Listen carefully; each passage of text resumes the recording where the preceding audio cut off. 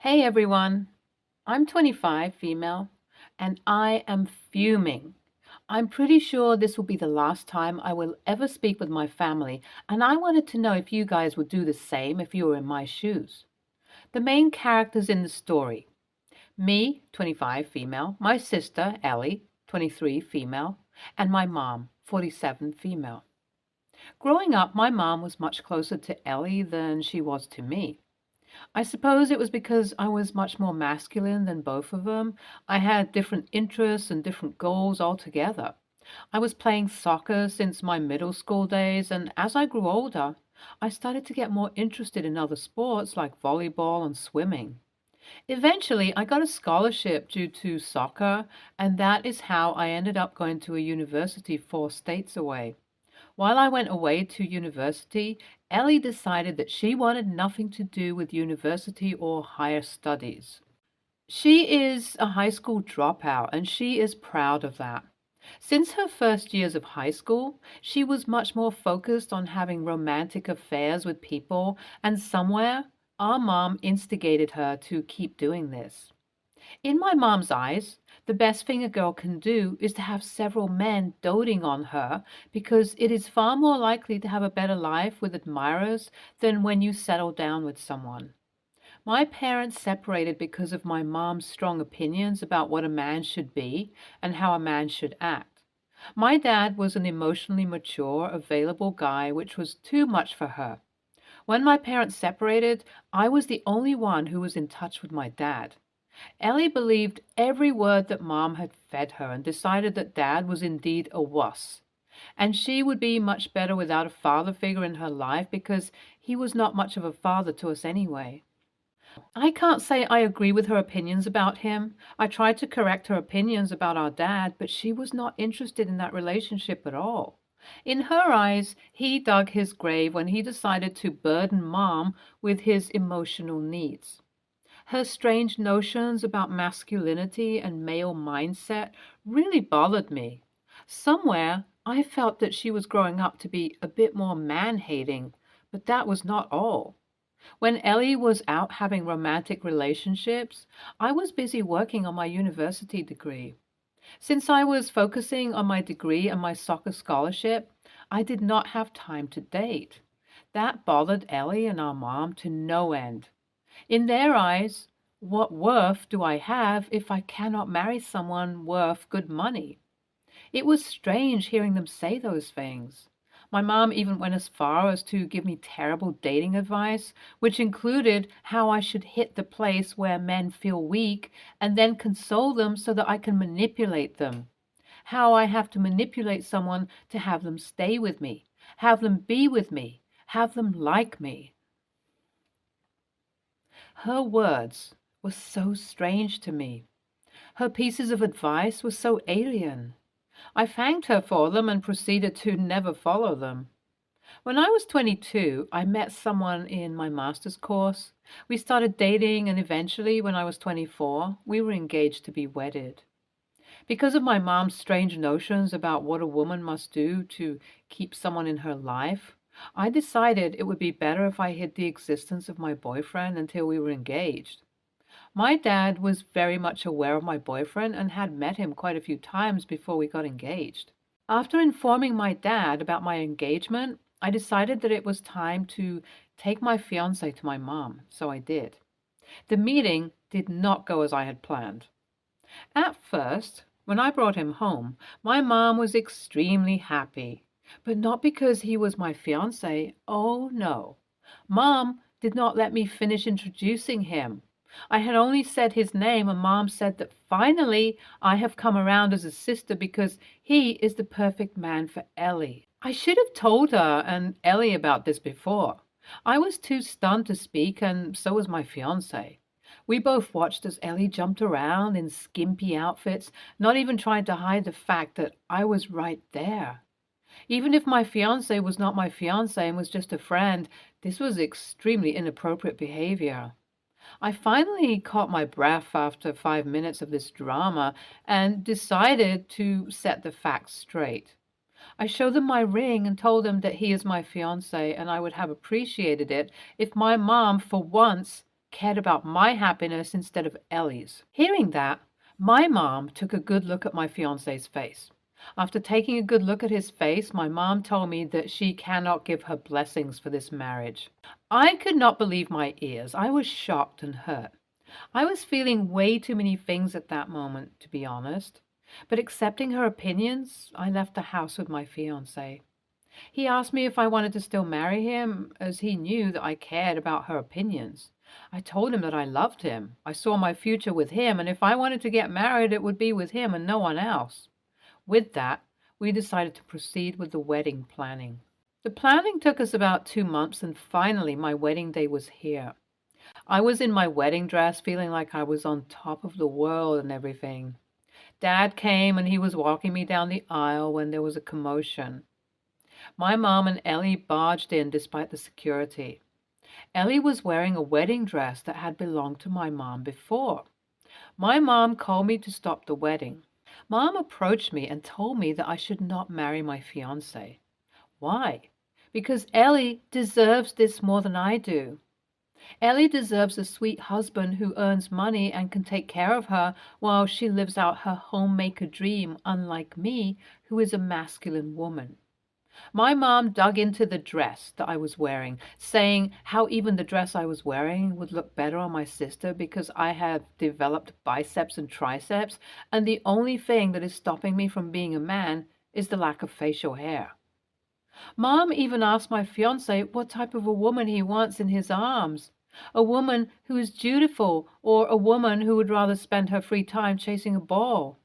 It was hurtful, embarrassing and humiliating to be on the receiving end of such words from my mother.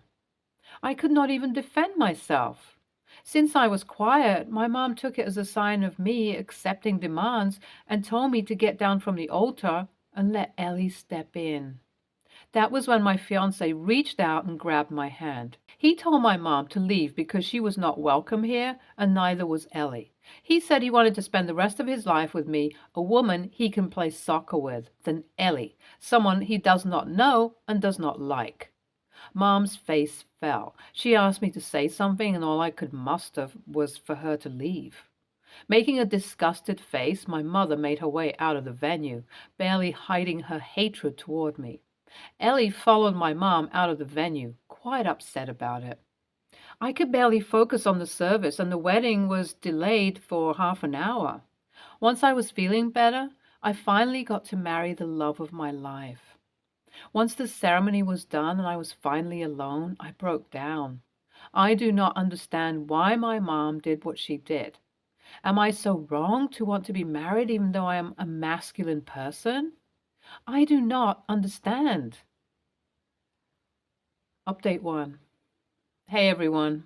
Thank you for all the sweet words you all left in my DMs and comments. I did not have the opportunity to reply to all of them, but I assure you I have read them all, and I appreciate you all very much for taking time out of your day and reading all this. Yes, my mom and I were never close because of my interest in sports.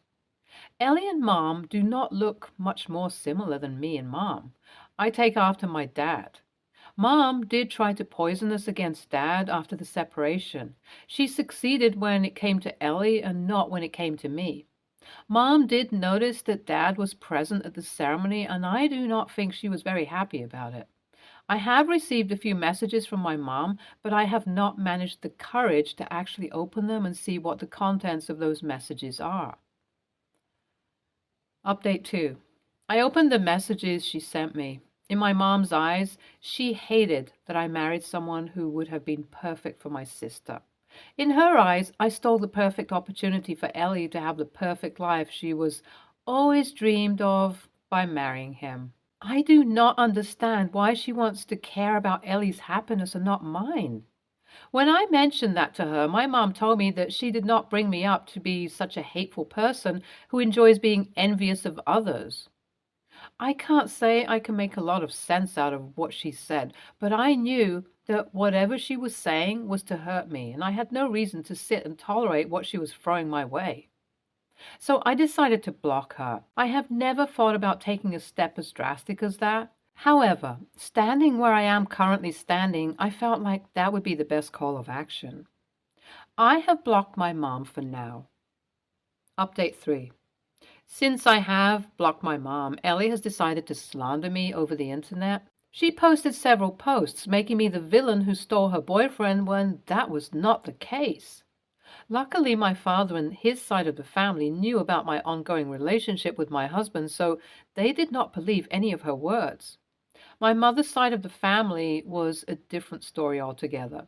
But either way, it is all right. I am not too worried about it. I have blocked her as well, and I do not plan on unblocking her either. Mom's family has contacted me, and I have explained the situation to some of them. The ones who believed me were left unblocked. The ones who did not believe me got blocked. I feel no regret whatsoever, and that is about it. I hope to have a happy life with my husband, and I am not going to let my toxic family ruin my chances at happiness. Wow, your mom has some rather archaic and toxic values. You deserve so much better. I cannot imagine why she thought it would be appropriate to do what she did. You are NTA for blocking her, by the way. NTA, you should block your mom and Ellie and everyone else who thinks what they did is appropriate, because this is not appropriate at all. Next story. I, 26 female, am my mom's, 54 female, child, and only daughter to my dad, who she met after breaking up with my uncle, Bob, 53 male, who had cheated on her with my aunt, 51 female, and was pressured into marriage by their parents, finding out Jane was pregnant with my cousin Amelia, 32 female. I'm not sure about all the details, but from what I've gathered, Bob started sleeping with Jane because she was willing, while my mom wanted to wait until marriage. My grandparents were very religious and traditionalists. My mom was devastated and cut Bob and Amelia out of her life for years and went LC with my grandparents after they retired, pushing for reconciliation after Amelia was born. Eventually, my mom met my dad and got engaged, and I guess by that point she was truly over Bob because she invited him, Jane, Amelia, and their son, Bob Jr., 28 male, to the wedding. Jane was bummed out that she couldn't be a bridesmaid, or that my mom made my godsister her flower girl instead of Amelia, and there was an argument. Before the wedding, there was a sit-down between my parents, Bob, Jane, and my maternal grandparents, where my mom said that she was willing to have some type of relationship with all of them, but only under the condition that they all agreed to never speak about the past again. From that day on, me and my cousins all grew up together and never knew the truth. And I thought we were all one big happy family. So I was surprised my mom wasn't as sympathetic as I thought she should be when it turned out that Bob had been cheating on my aunt multiple times with different women. They later divorced after Bob had gotten one of his flings pregnant. Bob moved away and barely saw my cousins, but he always sent me cards, presents, and messages. I also didn't find out until later, but he actually paid for my college in secret, so I didn't have any debt, while Amelia and Bob only got partial help from him. Recently, my Uncle Bob passed away, and his lawyer requested that I attend the will reading, and I went to support my cousins. I was floored when I realized that I got almost everything. That's when the secret came out, and it was revealed that Bob never got over my mom, was still in love with her, and always as me as the daughter that should have been his. It took me getting a DNA test to prove that I was my father's daughter to convince everyone that my mom never slept with Bob. And during that time, my cousins and Bob's other children said some really nasty things to me. After some time had cooled off, I looked at the total value of my share of around $400,000 after fees and agreed to just give 50% to my cousins. They weren't happy and felt that as Bob's legal children, they should get everything. Wouldn't hear about accepting any less and called me a greedy witch with a B. AITA? Edit. Just to be clear, neither my mom, dad, or I knew that Bob was the one who gave me money for college, because when I was applying for stuff, Bob sent me a link to an organization that a friend of his knew about that gave money for school. The place seemed legit and asked me to show my college acceptance letter along with a 300 to 500 word personal statement and a copy of my transcripts, and that I'd find out in about 2 weeks if I got it. After he got the stuff I sent, Bob Googled the average of the school I was going to and mailed me a check for that amount. The check was sent to a P.O. box that I had, and that's how Bob would send me the money every year. Edit 2. Also, Bob did leave his children something. Amelia got $20,000. Bob Jr. got $10,000 plus a car. Bob's other son, $10,000 plus his other car. Bob's other daughter got ownership of his small beach house. She's the only one who lives in the same state as it. You see how you're willing to give them 50% of something given to you out of your control, yet they want you to have nothing? Cut them out and give them nothing. You'll never be able to do enough. If it weighs on your conscience, then maybe 10 to 20% for them to split, but make everything formal with a lawyer. Agree to nothing and give nothing without it being in writing from a lawyer. You don't communicate it. Your lawyer does. If you aren't willing to get a lawyer, then let it go. It'd be too messy otherwise. NTA. NTA, don't give them a dime. Bob's money, Bob's decision. Next story. I, 22, female, am my mom's, 40, female, oldest child. She has another daughter named Andy, 4, female, that she and her wife, Ella, 38, female, had together shortly after they got married. I'm not very close with my mom. My bio dad wasn't the best person, and I know that in her eyes, I was just a reminder of him. When I was 8, she sent me off to live with my grandmother, and really the only time I ever heard from her was when she'd send money for me every few months. I spent a very large portion of my childhood wondering why she didn't want me, or why she never seemed to even like me. I would always create reasons as to why, convincing myself that I must have done something wrong. Before Annie was born, and my mother and I had sort of started to speak more than we had previously, my therapist suggested that I just sit my mom down and talk to her directly. Instead of wondering what the answers were, I could just hear them from the source. My mom told me that she sent me to live with my grandmother because she couldn't stand being near me. Me being out of her sight made it easier for her to pretend I didn't exist, which then made it easier for her to go on with her life and heal. I don't blame her for feeling that way. Like I said, my bio dad isn't a good person, and I get why she couldn't handle being my mom. I don't necessarily forgive her because I was a kid and I deserve better, but I also don't hold her totally responsible because I know she was going through a lot. I'm not sure how much her wife Ella knows about our history, but she has been very clearly trying to get my mom and I to reconnect. I guess she wants me to know Andy.